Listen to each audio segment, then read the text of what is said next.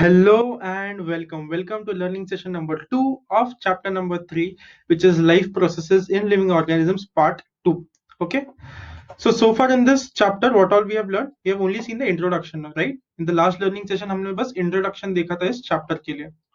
Okay, what are we going to learn in this learning session then? So we're going to begin with our first topic for this learning for this chapter, which is asexual reproduction. Okay, and under asexual reproduction, today we're going to see asexual reproduction in unicellular organisms. Unicellular यानी क्या हमने last time discuss किया था, right? Uni मतलब एक, cellular मतलब cell वाला. Okay, so unicellular यानी एक cell वाला organism.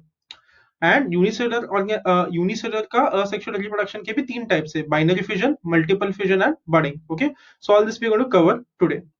So these are the words we're going to discuss today. Okay, so before we actually start getting into all the important and main topics of this learning session, I want to tell you all today again is one of those learning sessions when we are going to learn many new words. Okay, बहुत सारे नए words और बहुत सारे नए terms सीखने वाले. So many of them you all have already seen in the previous classes, but if you don't remember, that's okay. I'm going to explain each and every such difficult terms related to biology. Okay, so just don't be scared about the new words that we're going to learn today, and so many different terms that we're going to use today while explaining whatever we're going to learn today. Okay, so if you're confused, just what I would suggest is rewatch the video again and again. Okay, if you are confused about anything, watch the video again and again. I think that should help you all understand better. But just know that आज के learning session में बहुत से नए नए words हम लोग सीखने वाले हैं. Okay, let me reduce my size. Yes, so the new words we're going to learn today, first is prokaryote, protists, eukaryote or eukaryotic, chloroplast, favorable, bulge. Okay, I'm going to read all those words again and say those words after me. Okay, so that your pronunciation is also correct. So when I read the word, say that word after me. First, prokaryote, protists, eukaryotic, chloroplast, favorable, bulge. Okay, now that you all know the correct pronunciation of these words, we are ready to move ahead. So actually, before we actually start getting deep diving into the topic for the day, I just wanted to give an overview of our chapter. Okay, so this is the overview of our chapter. So this chapter is all about reproduction. So reproduction के दो types है, एक है asexual reproduction और दूसरा है sexual reproduction. So sexual reproduction बाद में आने वाला है at the end of the chapter. उसमें भी we are going to see sexual reproduction in flowers and we are going to see human reproduction system. Okay, so this we are going to see at the end of the chapter. And at the beginning of the chapter you have asexual reproduction. Okay, again asexual reproduction are of two types, unicellular and multicellular. Unicellular यानी जो एक cell में होता है. Unicellular के तीन types है, binary fission, multiple fission, budding. ये तीन टाइप्स है और बाइनरी फिजन के भी तीन टाइप्स है, simple binary, transverse binary and longitudinal binary. Okay, transverse binary and longitudinal binary. Then asexual in multicellular organism. Multicellular यानी एक से ज्यादा सेल्स होने वाले ऑर्गेनिजम्स में. ओके, सो मल्टीसेलुलर ऑर्गेनिजम्स में there are 5 types of asexual reproduction: fragmentation, regeneration, budding, vegetative propagation and spore formation. So these also we're going to see. Okay, so at the end of every learning session we're going to track हम लोग ने इस table में से क्या क्या complete कर लिया. Okay, great. So now we can move on. So the first thing we are learning is what is asexual reproduction. Okay, so the process of formation of new organism, ये किसका definition है? Reproduction है. Reproduction यानी क्या? नया organism form होना जो already existing organism था उसमें से. Okay, so a new organism being formed from an existing organism is called as reproduction. तो asexual reproduction में क्या special होता है? So process of formation of new organism by an organism of same species without involvement of gametes. Again, what is gametes? हम लोग ने last learning session में देखा था. Gametes is a type of cell which can combine with a cell of opposite sex and unite to form a zygote, और फिर zygote से एक नया organism बनने वाला है. So that is gametes. What? It's a cell which can unite with a cell of opposite sex, and after uniting it is going to form a zygote which can form into a new organism. So gametes के बिना, without involvement of gametes, एक नया organism form होगा of same species, that is called as asexual reproduction. Okay, so your definition है asexual reproduction. You should by heart this definition. The reason I have asked you not to copy this is because ये सब कुछ मैंने textbook से लिया. So you can refer the textbook to revise these topics. Okay. So we are done with asexual reproduction का definition. एक नया organism form होने वाला है same species का बिना gametes के. Okay. Next, as this reproduction does not involve union of two different gametes, इसमें दो अलग अलग gametes unite नहीं होने वाले हैं, इसके वजह से the new organism is genetically identical to the reproducing organism. Okay, इसकी वजह से asexual reproduction में जो कोई भी नया organism बनता है उसका जीन्स और जो पहला पेरेंट सेल था उसका जीन्स एकदम सेम टू सेम होने वाले हैं, जेनेटिकली आइडेंटिकल. आइडेंटिकल यानी सेम होना. सो जीन वाइज देखोगे तो जो नया सेल बनेगा या फिर जो नया ऑर्गेनिज्म बनेगा और जो पहला पेरेंट ऑर्गेनिज्म था दोनों एग्जैक्टली सेम जीन्स होंगे उन दोनों के. क्यों? क्योंकि इसमें कोई दो गैमेट्स अलग अलग कंबाइन ही नहीं हो रहे, और अगर कंबाइन ही नहीं हो रहे तो कुछ एक्सचेंज नहीं होगा एंड कोई कॉम्बिनेशन नहीं बनेगा. ओके, दिस यूनिपेरेंटल मतलब क्या? Again I told you, uni मतलब क्या होता है? यूनि मतलब एक और पेरेंटल मतलब पेरेंट्स. सो यूनिपेरेंटल यानी इनका एक ही पेरेंट होता है. ओके, क्यों? क्योंकि एक ही ऑर्गेनिज्म एक ही पेरेंट क्यों होता है? क्योंकि यहाँ पे दो गैमेट्स कंबाइन नहीं हो रहे, राइट? सो एक ही पेरेंट होगा. So this uniparental reproduction, this is uniparental reproduction and it occurs by mitotic cell division. So हमने पिछले चैप्टर में दो टाइप के सेल डिवीजन देखे थे, राइट? एक था माइटोसिस, दूसरा था मियोसिस. तो इस वाले में asexual reproduction में they are going to divide by mitosis, okay, और mitotic cell division. Okay, last point, absence of genetic recombination, क्योंकि इसमें gametes unite नहीं होने वाले हैं तो जीन्स एक दूसरे के साथ कंबाइन नहीं होने वाले हैं. So absence of genetic recombination is a drawback. Okay, drawback यानी डिसएडवांटेज. क्यों? क्योंकि अगर कॉम्बिनेशन नहीं होगा तो अलग अलग वैरायटी नहीं मिलेगा, सेम ही चलते रहेगा. सो this is the disadvantage, whereas fast process is the advantage of this reproductive method. Mitosis बहुत ही फास्ट प्रोसेस होता है, इसलिए एसेक्सुअल रिप्रोडक्शन बहुत फास्ट होने वाला है और ये उसका एक एडवांटेज है कि बहुत जल्दी हो जाएगा. Okay, this is asexual reproduction. Next, you're seeing the first type of asexual reproduction in unicellular organisms. Unicellular यानी एक सेल वाले organisms में पहला टाइप जो है binary fission. Okay, so binary का मतलब जनरली टू होता है. ओके, बाइनरी मतलब बाय मतलब two, right? So binary fission में कहीं ना कहीं टू नंबर आना चाहिए. Okay, so we going to see वहां पे बाइनरी फिजन में टू नंबर ये कहाँ पे दिखने वाला है हम लोग को. ओके, सो यहाँ पे अभी बहुत सारे वर्ड्स दिए जिनका मीनिंग तुम लोग ने आइदर पहले ही पढ़ लिया होगा प्रीवियस ग्रेड्स में, and even if you do not remember them, I am anyway going to explain them again. Okay, so first prokaryotes और ब्रैकेट में बैक्टीरिया दिया. Bacteria is an example of prokaryotes. Okay, so prokaryotes यानी primitive cells. Primitive cells यानी क्या? जिसमें अगर तुम cell को उस प्रोकैरियोट को अगर माइक्रोस्कोप के अंदर देखोगे तो तुम लोग को उसका अलग से कोई न्यूक्लियर मेम्ब्रेन नहीं दिखेगा. सर न्यूक्लियस अंदर ही कहीं पे तो होगा, तुम लोग को दिखेगा भी नहीं. ओके, सो प्रोकैरियोट्स एकदम सिंपल होते हैं, सिंपल, जरा भी डिफिकल्ट नहीं होते हैं और बहुत ही प्रिमिटिव होते हैं. ओके, सो प्रिमिटिव का मतलब क्या? बहुत ही सिंपल है. और सिंपल क्यों? क्योंकि अंदर तुम्हें बहुत अलग अलग ऑर्गन्स नहीं दिखेंगे, अलग अलग न्यूक्लियस नहीं दिखेगा, न्यूक्लियस का मेम्ब्रेन नहीं होगा. सो बहुत ही सिंपल लगेगा वो तुम लोग को. That is prokaryotes. Okay, so prokaryotes का एग्जांपल दिया bacteria.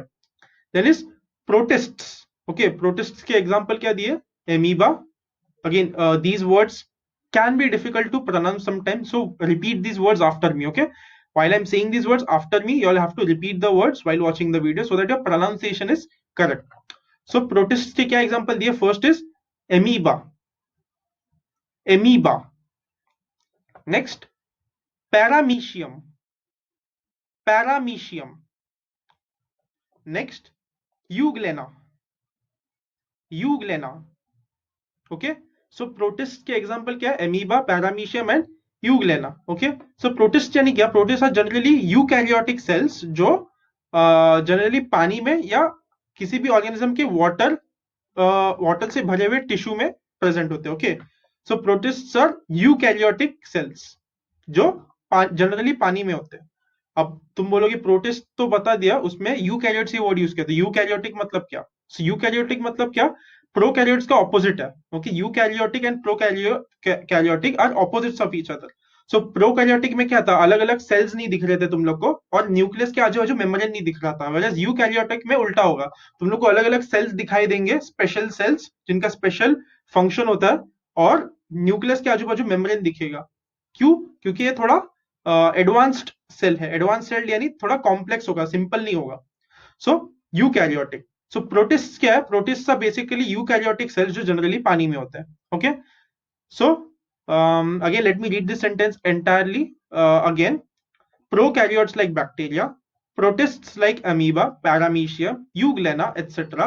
are and eukaryotic cell organelle like mitochondria and chloroplast. Chloroplast यानी ये बेसिकली ग्रीन प्लांट्स के अंदर, ग्रीन प्लांट्स के सेल्स के अंदर होता है, और इसके अंदर ही क्लोरोफिल होता है. Okay, so what is chloroplast? Chloroplast is something which is present inside green plants के सेल्स जिसके अंदर क्लोरोफिल होता है. So those are chloroforms, chloroplast. So ये सारे चीजें they are going to perform asexual reproduction by binary fission. Okay, so ये सारे एग्जांपल्स है ऐसे सेल्स के और सेल्स के, ऑर्गन्स के, ऑर्गेनिजम्स के जो एसेक्सुअल रिप्रोडक्शन से एसेक्सुअल रिप्रोडक्शन करने वाले using binary fission. Okay, next, in this process the parent cell divides to form two similar daughter cells. Okay, so binary में मैंने बोला था राइट, बाई मतलब टू, तो यहाँ पे टू ये नंबर कहाँ पे दिख रहा है? यहाँ पे डेफिनेशन में दिख रहा है. बाइनरी फिजन का डेफिनेशन क्या है? बाइनरी फिजन का डेफिनेशन है, in binary fission the parent cell divides to form two similar daughter cells. ये तुम लोग का डेफिनेशन होगा. सो क्योंकि इसमें दो सिमिलर डॉटर सेल्स बनते हैं, इसलिए इसका नाम ही पड़ गया binary fission. Okay, next, binary fission occurs by mitosis. Again हमने देखा है, right, asexual reproduction is going to occur by mitosis and not by meiosis. Mitosis क्या है, ये हमने लास्ट चैप्टर में पढ़ लिया. Binary fission is usually performed by living organisms during favorable conditions, that is availability of food, abundant food material. Favorable का मतलब क्या है? Favorable का मतलब है बहुत ही एडवांटेज या फायदे वाला कंडीशन है, फायदे वाला टाइम चल रहा है. फायदे वाला टाइम कब चलेगा यूनिसेलुलर ऑर्गेनिज्म के लिए? जब एबंडेंट यानी काफी खाना जब आजू बाजू होगा, अवेलेबल होगा.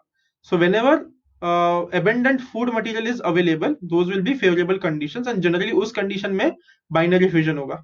Okay, so what all did we saw in this slide? We first saw examples of cells and cell organelles which perform asexual reproduction by binary fission. In the second point we saw what happens in binary fission. So in binary fission parent cell divides into two similar daughter cells.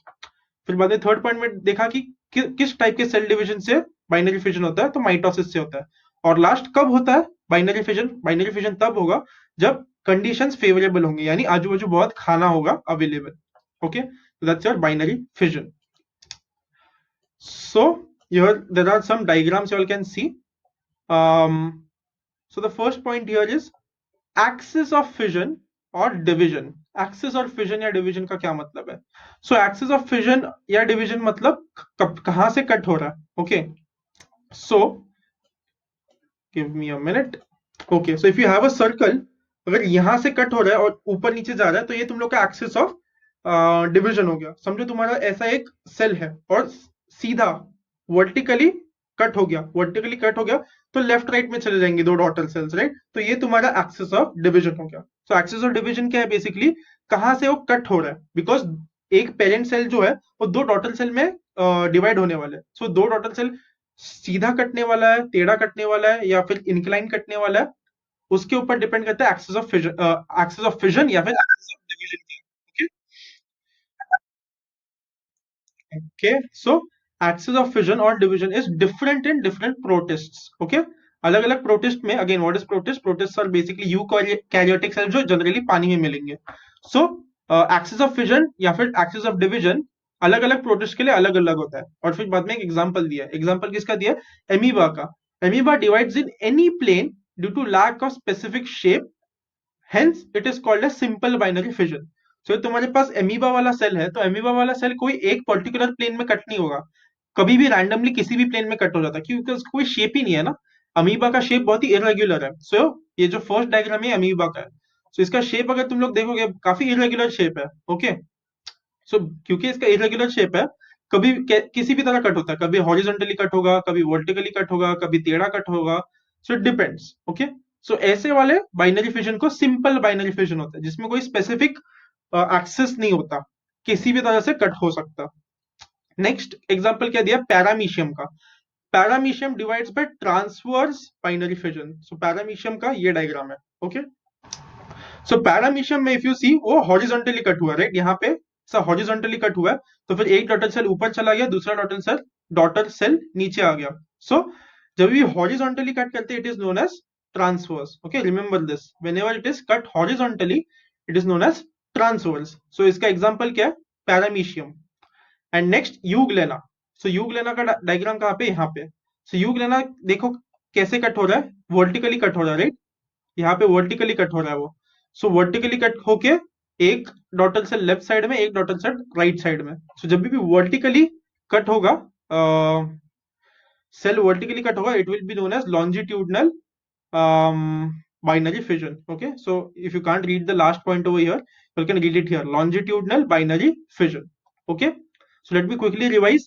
Axis of fission क्या है, वो cell कहाँ पे cut होने वाला है, सीधा, टेढ़ा, इंक्लाइन, एक्सेट्रा। ओके, सो अगर कोई भी पर्टिकुलर प्लेन में कट नहीं हो रहा है, रैंडमली किसी भी प्लेन में कट होता है, तो you will say it's a simple binary fission. अगर हमेशा वर्टिकली कट हो रहा है, you will say it is longitudinal binary fission. हमेशा अगर हॉरिजॉन्टली कट हो रहा है, you will say it is transverse binary fission. Okay, and you might be asked examples. Okay, so give me an example of cell which undergoes transverse binary fission. तो तुम लोग का answer होगा paramecium.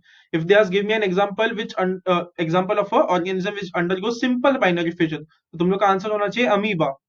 So ऐसे तुम लोग को इसके एग्जाम्पल्स पूछ सकते हैं एग्जाम में. So by heart these examples of different kinds of binary fission. Okay, again I'm not telling you all to copy any of this because all of this is given in your textbook. So if you want to revise it, you all can refer your textbook. Okay, we're going to move ahead. Multiple fission. अब तक binary fission था. सो bye में, bye का मतलब क्या था, to. Multiple यानी दो से ज्यादा होने वाला है. Okay, so you already have a hint कि मल्टीपल फिजन में क्या होने वाला है. Okay, so first point, asexual reproduction by multiple fission is performed by amoeba and other similar protists. So amoeba में हमने लास्ट टाइम ही देखा था, राइट, अमीबा यहाँ पे भी था. so अमीबा में सिंपल बाइनरी फिजन भी हो सकता है और मल्टीपल फिजन भी हो सकता है. डिपेंड्स कब होगा कब नहीं होगा, वो भी हम लोग देखने वाले हैं. Okay, so if you remember binary fission के बारे में क्या बोला था, binary fission occurs when the conditions are favourable, यानी आजू बाजू बहुत खाना अवेलेबल है, तब बाइनरी फिजन होगा. बट अभी यही अमीबा जब आजू बाजू खाना नहीं होगा, फेवरेबल कंडीशंस नहीं होंगे, तब वो मल्टीपल फिजन करेगा. ओके, सो मल्टीपल फिजन में क्या होने वाला है, okay, wait, let me read the first point again. Okay, asexual reproduction by multiple fission is performed by amoeba and other similar protists. ये amoeba कर सकता है, multiple fission है, इसके जैसे जो similar protists है वो ये multiple fission कर सकते हैं. Okay, so amoeba stops formation of pseudopodia. Okay, so pronounce this word, say this word after me so that the pronunciation is right. Okay, so say this word after me, pseudopodia. Pseudopodia. Pseudopodia. Okay, so amoeba stops formation of pseudopodia. Pseudopodia क्या है? Okay, so I told you, right, amoeba का shape irregular होता है. So assume कि ये amoeba है. Okay, so irregular shape, मेरा जो हाथ का irregular shape है, that is amoeba. So amoeba move कैसे करता है? So amoeba ऐसे कम ज्यादा करके ऐसा चीजें बाहर निकल के अंदर जाके मूव करता है, राइट. सो अगर इस अमीबा को इस तरफ मूव करना है, what is it going to do, यहाँ से थोड़े से प्रोट्रूजन या फिर यहाँ से थोड़ा सा उसका पार्ट बाहर निकलने वाला है. फिर जो कोई भी पार्ट बाहर निकलेगा वो उसको आगे ढकल देगा, फिर और कुछ तो बाहर निकलेगा, आगे ढकेल देगा, और कुछ तो बाहर निकलेगा, आगे ढकेल देगा. तो जैसी वो बाहर चीजें निकलती है उससे वो आगे मूव करता है. और अगर कुछ खाना होगा, समझो यहाँ पे कोई खाना है और इस अमीबा को खाना है, तो खाना भी सेम तरीके से वो खाएगा. ठीक है, ऐसे कुछ ना कुछ उसका पार्ट बाहर निकल के उसको खा लेगा, राइट. सो ये जो चीज बाहर निकल रही है उसको बोलते हैं स्यूडोपोडिया. ओके, सो अगर तुम देखो यहाँ पे अमीबा का फोटो दिया, सो ये जो चीजें बाहर निकल रही है उसको बोलते हैं pseudopodia.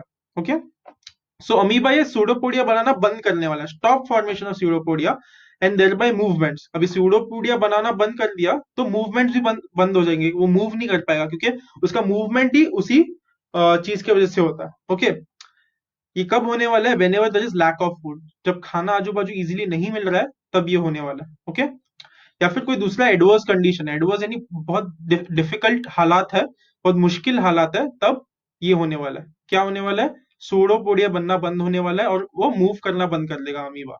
Okay, next, it becomes rounded and forms protective covering around plasma membrane.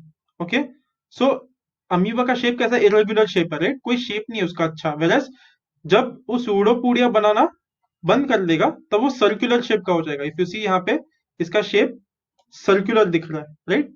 Circle जैसा दिख रहा है। तो ये प्रोटेक्टिव कवरिंग की वजह से जो डार्क ब्लू कलर का दिख रहा है वो प्रोटेक्टिव कवरिंग बन गया उसके आजू बाजू, और उसको वो किसके बाहर बना है? वो प्लाज्मा मेम्ब्रेन के बाहर बन गया protective covering. Okay, next, such encysted amoeba और any other protist is called as cyst. Okay, so ये जो बाहर नई चीज, ओके, ये बाहर प्रोटेक्टिव कवरिंग बन गया, तो इस पूरे चीज को क्या बोलेंगे हम लोग? सिस्ट बोलेंगे। Okay, I repeat this one more time. जब भी ऐसा प्रोटेक्टिव कवरिंग बन जाता है अमीबा के आजू बाजू, तब उसको अमीबा को सिस्ट बोलने लग जाते हैं। ओके, इस पूरे प्रोटिस्ट को अभी हम सिस्ट बोलेंगे। Okay, so far so good. If yes, then we going to move ahead. Next point, many nuclei are formed by repeated nuclear divisions in the cyst।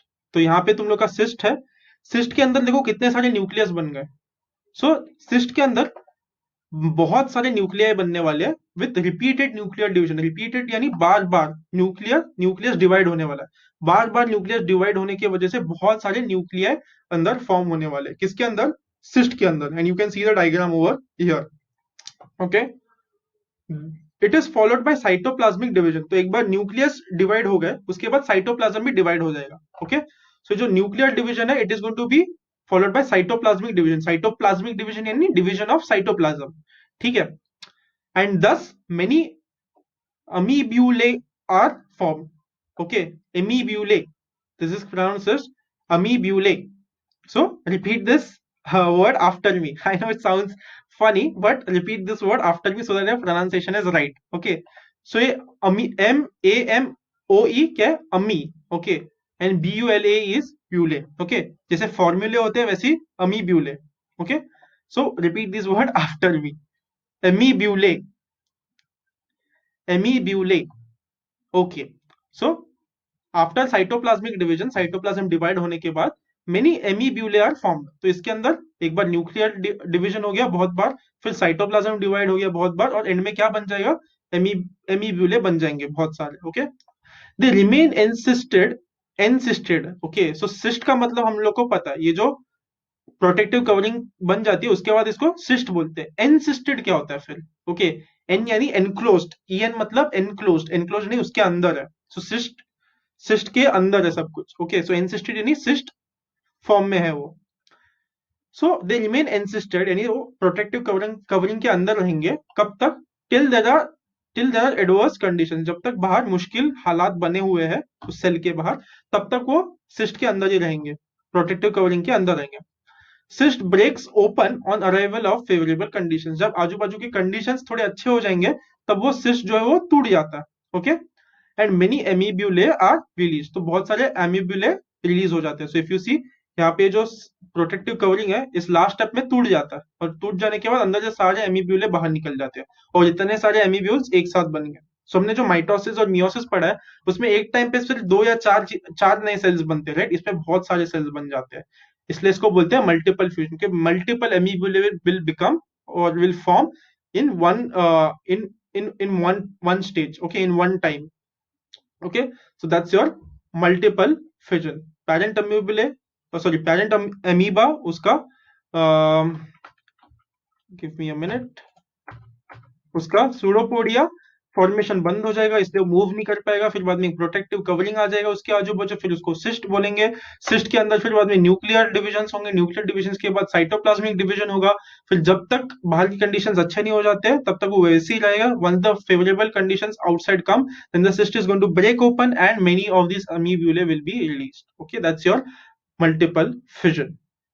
Next, budding। So budding is the last topic for the day। Okay, so point number one, give me a minute, कहाँ रखूं मेरा photo, I can't decide. Okay, यहाँ पे रख देता हूँ, actually नहीं, यहाँ पे रख देता हूँ। cool. First point, asexual reproduction occurs by budding in yeast. yeast क्या है? A unicellular fungus. So yeast क्या एक फंगस है जो एक सेल से बना होता है। Okay, so yeast cell produces two daughter nuclei by mitotic division. एक yeast cell दो डॉटर न्यूक्लिया बना देंगे माइटोटिक डिवीजन से, माइटोसिस वाले डिवीजन से। Okay, so as to produce so as to reproduce by budding। ये क्यों माइटोटिक डिवीजन से न्यूक्लियस डिवाइड हो रहा है, दो डॉटर न्यूक्लिया क्यों बन रहे हैं, ताकि वो रिप्रोड्यूस कर सके बडिंग वाले प्रोसेस से। Okay, this yeast is called parent cell. So जिस सेल के अंदर एक एक समझो यीस्ट का सेल है, उस सेल के अंदर एक डॉटर न्यूक्लिया फॉर्म होने वाला है यूजिंग माइटोटिक डिवीजन। ओके, तो इस सेल को हम क्या बोलेंगे, इस सेल को हम बोलेंगे पेरेंट डिवीजन, इसका पेरेंट सेल। ओके, सो इसका फोटो कहाँ पे, यहाँ पे पेरेंट यीस्ट सेल है, और इस पेरेंट यीस्ट सेल का जो न्यूक्लियस है वो डिवाइड होने वाला है। तो क्योंकि ये सेल के अंदर डिवीजन हुआ है ना, तो इसलिए इस सेल को हम लोग पेरेंट सेल बोलेंगे। ठीक है, अ स्मॉल बल्ज, बल्ज मतलब क्या? सो बल्ज मतलब इंग्लिश में एकदम इजी वर्ड्स में बोलूं, सॉरी हिंदी में एकदम इजी वर्ड्स में बोलूं तो सूजन। ठीक है, सूजन में कैसे एक एक जगह पे थोड़ा सा पूरा हमारा जो स्किन है या मसल है जो कुछ भी है वो थोड़ा सा ऐसा बाहर निकलने लग जाता है, उसको बोलते हैं सूजन, राइट? सो बल्ज मतलब भी सूजन ही होता है। So small bulge bulge appears on the surface of parent cell. तो ये पेरेंट सेल है, पेरेंट सेल पे एक थोड़ा सा सूजन आ गया, दिख रहा है? So this is known as bulge. Okay, and इसको क्या बोलते हैं, इसको बोलते हैं बड। इस सूजन को हम बोलेंगे bud. Okay, this bulge is actually a bud. One of the two daughter nuclear enters this bud. से जो दो डॉटर न्यूक्लियर बन गए माइटोसिस से, उसमें से एक न्यूक्लियस इस बड के अंदर चला जाएगा। Okay, after sufficient growth bud separates from the parent cell and starts to live independently. जब ये इनफ ग्रो कर देगा, इनफ ग्रोथ हो जाएगा इसमें, फॉर एग्जाम्पल यहाँ पे देखो काफी बड़ा हो चुका है ये बर्ड। ठीक है, तो बहुत बड़ा हो जाने के बाद ये अपने पेरेंट से टूट जाएगा। ओके, ये सेपरेट हो जाएगा अपने पेरेंट से, और फिर independently it will live independently, यानी अपने आप से जीने लग जाएगा अकेले अकेले। Okay, so that's your so it lives independently as a daughter yeast cell. तो ये जो इंडिपेंडेंटली लिव करना शुरू करेगा बर्ड बर्ड सेल, उसको हम बोलेंगे daughter nuclear. Okay, so again, quickly I'll revise what is budding. Budding में there is a parent cell. Budding generally occurs in yeast, which is a unicellular fungus. Okay, तो yeast में एक parent cell होगा, parent cell में जो nucleus होगा वो mitosis से डॉटर न्यूक्लियर बन जाएंगे। फिर बाद में पेरेंट सेल पे एक बल्ज आ जाएगा, बल्ज यानी सूजन। फिर बाद में वो जो दो न्यूक्लियस बन गए थे उसमें से एक न्यूक्लियस बड के अंदर, बल्ज के अंदर चला जाएगा, तो एक नया बड बन जाएगा। वो नया बड ग्रो करने वाला है, ग्रो करने के बाद एक एक पॉइंट पे वो अपने पेरेंट से डिटैच हो जाएगा, सेपरेट हो जाएगा। सेपरेट होने के बाद it is going to live independently and it will be called as a daughter yeast cell. Okay, so that is your process of budding. Okay, so before we actually move on, I wanted to solve a question as a practice question. Okay, so this end of chapter question given on page number 35, the question is answer the following questions in short. Okay, explain with examples types of asexual reproduction in unicellular organism। यानी अब तक हमने जो कुछ भी पढ़ा है पूरा बेसिकली एक क्वेश्चन का आंसर है। ठीक है, और ये लोग ने यहाँ पे लिखा है आंसर इन शॉर्ट, बट ये एक्चुअली शॉर्ट आंसर नहीं है। To be honest is a very long answer. ये कम से कम 5 मार्क का क्वेश्चन आएगा अगर एग्जाम में आया क्वेश्चन तो। ओके, सो ये इसका आंसर तुम्हें खुद से लिखना है। You all can see the textbook, you all can take the help of my notes. इसमें तुम लोग को डायग्राम्स भी बनाने पड़ेंगे। 5 मार्क का क्वेश्चन है, राइट? तुम लोग को अलग अलग टाइप्स एक्सप्लेन करने पड़ेंगे, सारे टाइप्स के तुम्हें डायग्राम्स ड्रॉ करने पड़ेंगे, और हर डायग्राम के साथ एटलीस्ट 3-4 पॉइंट्स होने चाहिए, so that you are explaining that process very in lot of with lot of details. Okay, so I am trusting you all to solve this question by yourself. I should see the answer for this question in your notes. Okay, so I'm giving this question to you all as practice question. Okay, so अब तक हमने क्या क्या cover किया? हमने reproduction देख लिया। Reproduction यानी एक नया ऑर्गेनिज्म बनना एग्जिस्टिंग ऑर्गेनिज्म में से। उसमें एसेक्सुअल रिप्रोडक्शन क्या होता है? जब एक ही पेरेंट इन्वॉल्व होता है। ओके, जिसमें गैमेट्स यूनाइट होके जाइगोट नहीं बनता है, एक ही पेरेंट होता है, उसको बोलेंगे एसेक्सुअल रिप्रोडक्शन। सो एसेक्सुअल में यूनिसेलुलर मल्टीसेलुलर होता है। मल्टीसेलुलर हमने कुछ भी नहीं देखा है, यूनिसेलुलर हमने काफी देखा है। सो यूनिसेलुलर के 3 टाइप्स देखे, बाइनरी फिजन जिसमें 2 सिमिलर डॉटर सेल्स बनते हैं। मल्टीपल फिजन ही एक साथ बहुत सारे डॉटर एमीब्यूले बन जाएंगे, that is multiple fission. Budding किस में होता है? यीस्ट में होता है। यीस्ट क्या है? एक यूनिसेलुलर फंगस है। सो बडिंग भी देख लिया। और बाइनरी फिजन के तीन टाइप्स देखे थे। सिंपल बाइनरी जो अमीबा में होता है, जब कोई भी एक प्लेन ऑफ फिजन नहीं है, ओके, क्योंकि अमीबा का शेप बहुत इरेगुलर होता है। फिर ट्रांसवर्स, ट्रांसवर्स यानी हॉरिजॉन्टली, लॉन्जिट्यूडनल यानी वर्टिकली, ओके। So ये सब हमने देखा। The remaining things we will see in our next learning session. So that's it. The words we learned today were prokaryote. Prokaryote यानी एक unicellular organism which has no distinct nucleus with a membrane or specialized organs. एक ऐसा cell जो एक organism जो एक ही cell से बना है और उसके अंदर कोई अलग सा न्यूक्लियस या न्यूक्लियर मेम्ब्रेन नहीं है, या कोई स्पेशल ऑर्गन्स भी नहीं है, ओके। उसका ऑपोजिट होता है यूकैरियोट। यूकैरियोट क्या होता है? वो भी एक यूनिसेलुलर ऑर्गेनिज्म है, बट उसमें genetic material is inserted distinct nucleus. एक अच्छा सा न्यूक्लियस दिखेगा तुम लोग को यूकैरियोटिक सेल्स में, जिसके अंदर जेनेटिक मटेरियल है। और स्पेशल सेल्स भी आजू बाजू, सॉरी, स्पेशल ऑर्गन्स भी आजू बाजू दिखेंगे, माइटोकॉन्ड्रिया जैसे, for example, okay. Next, protists. Protists क्या? Protists are basically eukaryotes that live in water or in watery tissues of organism. जहाँ पे भी पानी होता है जनरली वो टाइप के यूकैरियोट्स को प्रोटिस्ट्स बोलते हैं। Next, chloroplast. क्लोरोप्लास्ट क्या है? It is inside the cell of green plants, जिसके अंदर क्लोरोफिल होता है। Next, favourable. फेवरेबल यानी जब एडवांटेज होगा, कुछ फायदा होगा। एंड बल्ज, बल्ज देखा था यानी राउंड स्वेलिंग। स्वेलिंग को बेसिकली हिंदी में सूजन बोलते हैं। So I want you to write this, okay, सूजन in Hindi, okay, so that अगर if you forget the meaning of the word swelling, सूजन से याद आना चाहिए swelling का मतलब क्या, okay। These are the words we learned today, and again I highly recommend you all make sentences. I know इन सारे words के sentences बनाना difficult होता है। अभी यूकैरियोटिक में तुम लोग क्या क्या सेंटेंस बना सकते हो? It's very difficult, right? But जितना तुम लोग सेंटेंस अच्छे से बना पाओगे ऐसे डिफिकल्ट डिफिकल्ट वर्ड्स का, तुम लोग को साइंस का राइटिंग बहुत अच्छा हो जाएगा। और एंड में तुम लोग को साइंस का जो एग्जाम है वो राइटिंग में ही लिखना है, right? So make that habit of using scientific terms in your answers, okay, by making sentences of these words. So I'll give you an example, okay? Eukaryotic. So the cell I saw under the microscope, okay, so the cell I saw under the microscope was definitely a eukaryotic cell because it had distinct nucleus. बना दिया मैंने एक sentence eukaryotic इस word पे, okay। So try to make words on these difficult words also. It will help you to improve your language in science. Okay, that is it for this learning session. I hope you all understood this learning session. I know इसमें बहुत सारे नए नए words और difficult words हमने सीखे। Just revise the meaning of these words again and again. Watch the videos again and again if that helps. And I'm going to see you all in the next learning session. Till then, happy learning and peace.